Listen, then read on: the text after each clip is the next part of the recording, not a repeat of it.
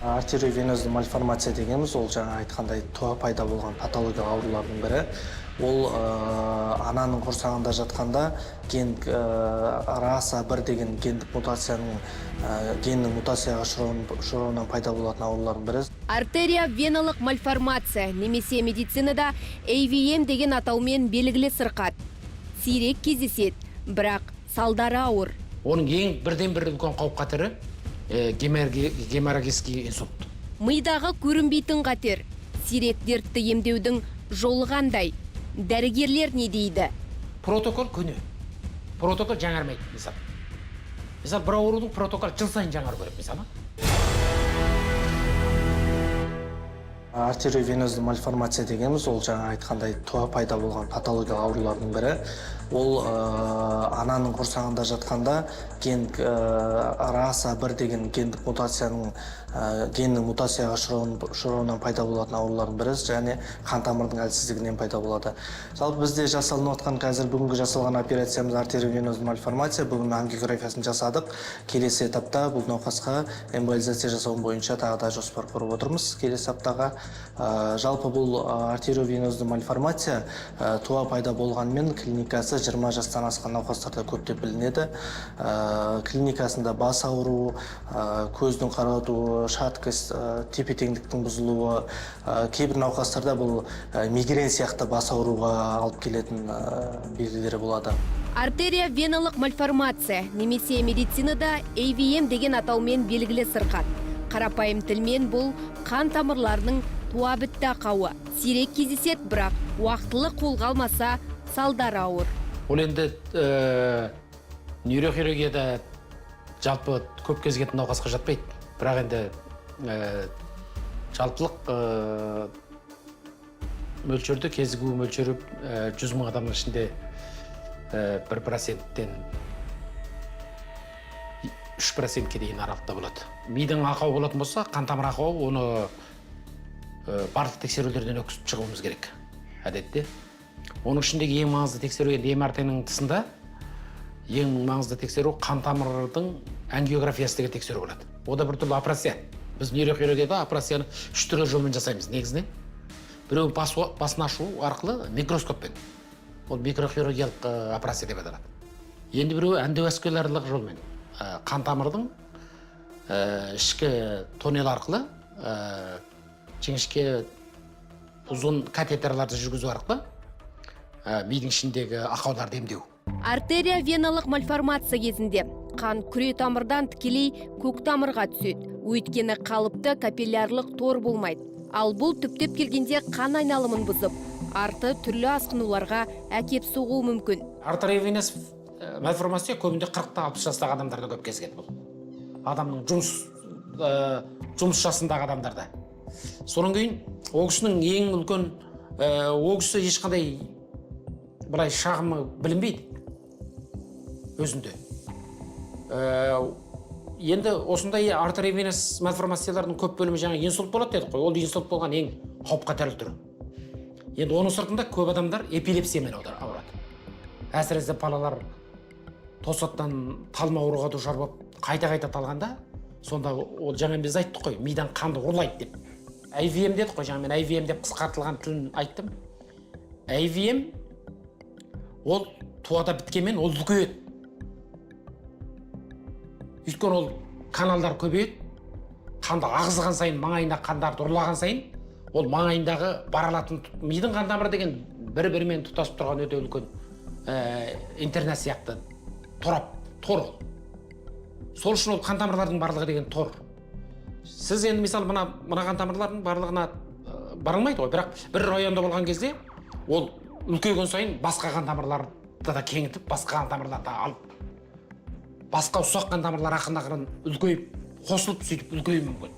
Жалпы артериовенозды мальформацияның өзінің размеріне қарай бөлінеді. Кіші, орташа, үлкен. Кіші 3 сантиметрге дейін, 3-6 сантиметр орташа, 6 сантиметрден жоғары үлкен болатын болса, ол үлкен түріне жатады. Артериовенозды мальформация артерияның тікелей венаға құйылып кетуінен пайда болатын патология. Ол арасында ешқандай капилляр, ешқандай здоровый ткань сау тікан болмауының нәтижесінде пайда болады.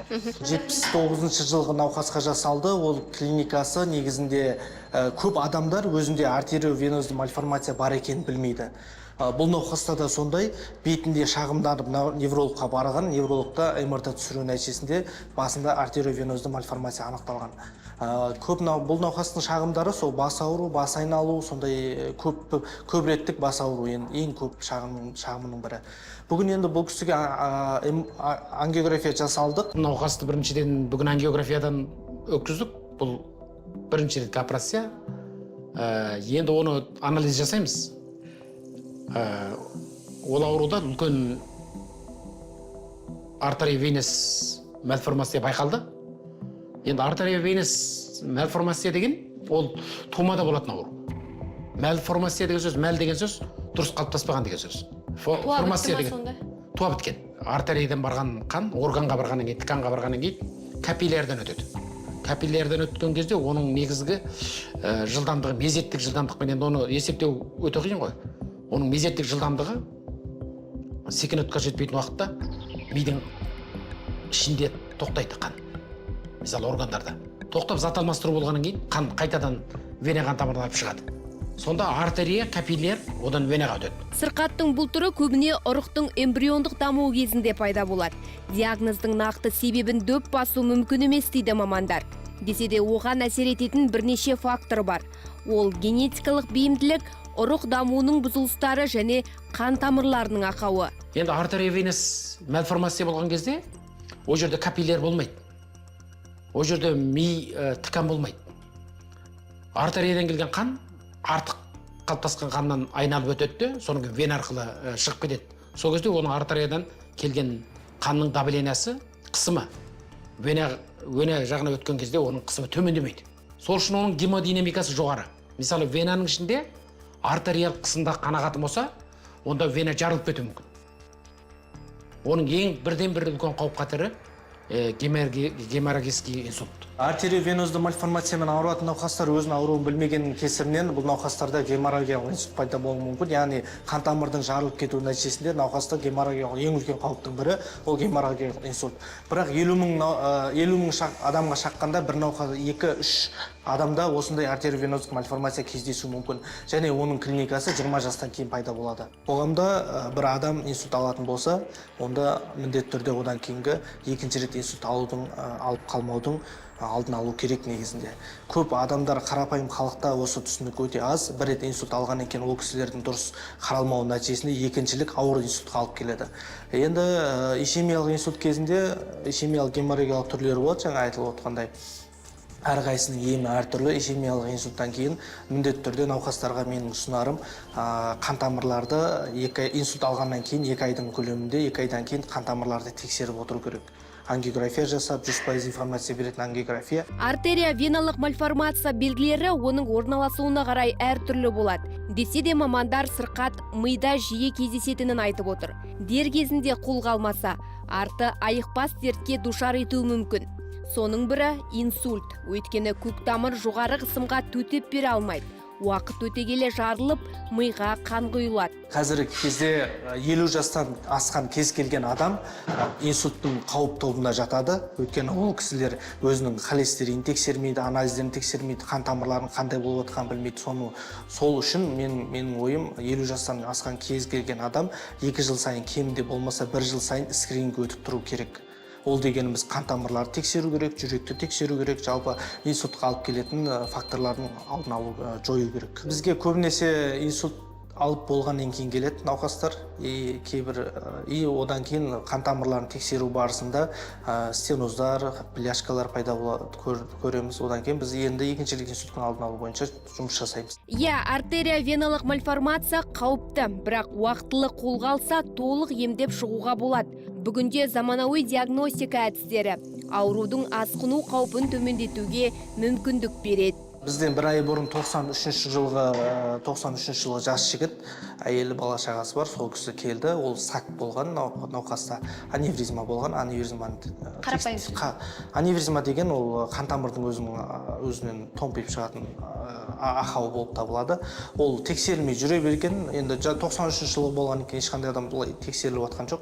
Тексерілмей жүре берген, күндердің күнде давлениесі көтеріліп, науқаста сак субарақна анықталды, қан құйылу болған. Одан кейін біз ол кісілерге келіп, осы жаққа шақырып, операция жасап, аневризмасына клип қойылды, профессор Дүйсенбі Серіктің бастауымен. Одан кейін науқас өз аяғымен үйіне шығарылды. Лицевой неврит. Сонда жағыңыз ашылмай қалды ма, не істеді сонда? Жоқ, беттен добырат басқа қарай. МРТ түсірген ол кастрена бастың ішіндегі тамыр екен. Қашан пайда болды бұл белгілер? Ол где-то 6 айда болған шығар. 6 айдың ішінде. Оған дейін ештеңе мазалаған жоқ. Жоқ. Ал енді бұл орталыққа дейін басқа өзіңіздің Ақтөбеде қаралдыңыз ба дәрігерлерге? Не деді о жақта? Ақтөбеде қаралған жоқпын, потому что мына МРТ су салта түсірдегі Астанада, Алматыда бар екен. Ол жаққа келдім. Бірден Астанаға осы жаққа бет алдыңыз. Енді бүгін сізді арнайы емшара жүргізіпті. Жалпы қазір жағдайыңыз қалай? Жақсы. Бұрынғыдай мазалауын қойды ма? Жоқ, жақсы бәрі. Дәрігерлер қалай қарап жатыр? Дәрігер бәрі жақсы. Жасыңыз нешеде аға? 55. Тройничный нервит ғой. Кейбіреулердің жақтағы есіп кетеді. Мынау мен наоборот үшеуінен салқын тегінде басқаға тоғырады. Шыдатпайтын бет аурусын? Енді топпен қалай солай тоғырады ғой. Протокол күні. Протокол жаңармайды, мисал. Мисал, бір аурудың протокол жыл сайын жаңару керек, мисал. Сіз протоколды, мисал, 10 жылдың алдында қойған протоколмен жүруіңізге болмайды. Мисал, денсаулық сақтау министрлігі 10 жылдың алдында бір протоколды қойды. Мысалы, Қазақстандағы ми қан тамырларының, артериялық малформациялардың емдеудің протокол деп қойды. Сол науқас былай келеді, оның кейін былай операция жасайсыз, былай қыласыз, ана қыласыз, МРТ-ні пәленбай уақытта түсіресіз деп, сөйтіп барлығы жазылады. Бірақ оның көптеген протоколдары күні. Өйткені протокол өзгеріп кетуі мүмкін. Ол протокол, ол Қазақстанның өзінің жағдайына қарап белгіленбейді. Ол шетелде, мысалы, жаңағындай ғылыми мақалалар шығып, жоғары дәрежелі жаңағындай группаға бөліп, емдеп, ұзын уақыт бақылаған жағдаясында ол емдеу тәсілдері өзгеріп кетуі мүмкін. Мидағы ісіктер жалпы екі түрге бөлінеді. Бірі доброкачественный ісік, бірі злокачественный ісік. Қазақша айтқанда біреуі қатерлі ісік, біреуі қатерлісіз ісік. Сондай екі түрлі топқа бөлінеді. Жалпы енді әзіргі статистикаға негізделгенде қатерлі ісіктердің көбеюі, қатерлі ісіктердің жастарға қарай бейім алуы, жастарда кездесуі барған сайын жылдан жылға көбейіп келе жатыр. Біз әзір ғана мидағы ең көп кездесетін қатерлі ісіктердің біреуі глиобластома деген ісік. Ол енді өте қатерлі ісікке жатады. Жалпы глиома деген клетка, глиома деген ісіктен 4 түрлі статистикаға бөлінеді. Бірінші, екінші, үшінші және төртінші стадиясы болады. Глиобластома дегеніміз ол 4-ші стадиясына жатады. Ол ісіктердің ішінде ең қатерлі глиобластома болған адам жалпы өмір сүру ұзақтығы 2 жыл айналасында. Ол жаңағы оталық ем, химиялық және сәулелік ем, кейбір кезде таргеттік емдердің барлығын қабылдаған кезде өмір сүру ұзақтығы әдетте 2 жыл айналасында болады. Операция жасаған науқас жалпы 62 жастағы пациент. Ол кісіде шүйде және самай аймағында глиобластома анықталған. Ол кісінің жалпы шағымы сол жақ аяғының әлсіздігіне, жүруінің қиындауына сондай шағымданып тексеру арқылы анықталған. Толығымен алып деп айта алмаймын, өйткені ондай ісіктер мимен болған шекарасы анық болмағандығына байланысты ондай ісікті толығымен алып тастауға келмейді. Негізінен басты мақсаты декомпрессия жасау, екіншіден ісіктің нақтылы түрін анықтау. Отадан кейін миының ісуіне байланысты аяқ қолының әрекеті ауырласуы мүмкін. Ол енді реабилитация жасау арқылы ақырындап қалпына келеді. Онкологиялық аурулардың протоколы әзір сұмдық өзгеріп кетті. Мысалы, бұрын бізде мына глиялық ісіктер дейді, мидада жаман характерлі ісіктер болады. Злокачественный опухольдар.